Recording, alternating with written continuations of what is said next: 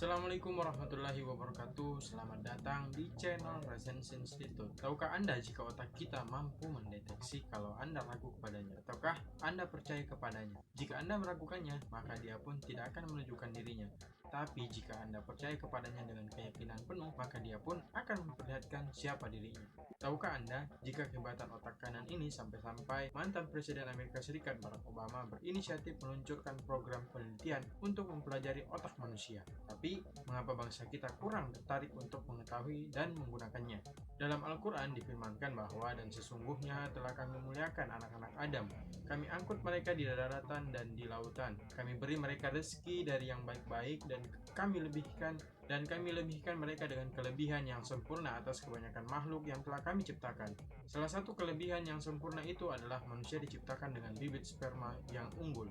Mengapa manusia tercipta dari bibit yang unggul? Karena sewaktu sperma ingin masuk ke dalam dinding sel telur seorang ibu, terdapat kurang lebih 2 juta yang bersaing memasuki dinding telur tersebut. Ini menandakan bahwa kita yang dilahirkan sekarang ialah pemenangnya. Hal yang dapat dipetik bahwa jangan menyepelekan diri sendiri, karena Anda bukan dilahirkan dari bibit biasa, tapi bibit unggul atau sperma berkualitas tinggi.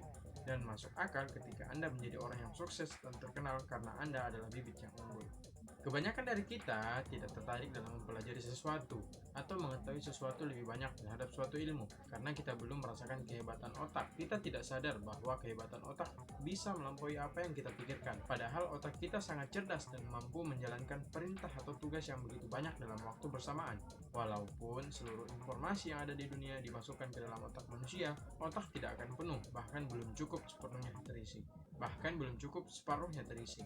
Saking besarnya kapasitas yang dimiliki otak manusia, sehingga jika digambarkan seolah-olah kita seperti alam semesta berukuran kecil.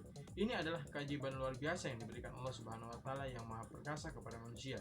Berdasarkan hasil penelitian ahli syaraf, ditemukan bahwa syaraf otak kanan hanya butuh 2-4 detik saja dan cukup 5 kali setiap hari, dan dalam Islam sejalan dengan sholat 5 waktu. Inilah sarana komunikasi yang dipasang Allah Subhanahu wa taala di otak kanan manusia.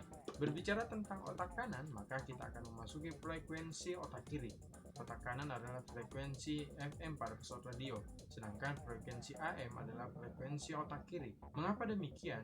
Karena otak kanan memasuki wilayah yang tidak tampak, sedangkan otak kiri membahas wilayah yang tampak. Yang dimaksud gelombang di sini adalah sinyal yang dimiliki oleh semua orang untuk menyampaikan sesuatu mengenai dirinya. Ini yang dialami oleh banyak manusia di antara kita. Karena gelombangnya tidak sama, maka sulit untuk saling menerima pesan antara manusia satu dengan manusia yang lainnya, atau manusia dengan Tuhannya.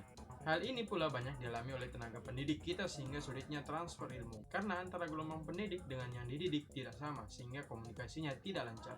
Dari penjelasan di atas dapat disimpulkan bahwa cara mengaktifkan otak kanan ialah Anda harus yakin bahwa kita manusia adalah makhluk yang sempurna daripada makhluk yang lainnya yang diciptakan oleh Allah Subhanahu wa taala. Kita harus menyamakan frekuensi kita dan yakin bahwa otak kanan mempunyai kehebatan yang kita belum ketahui.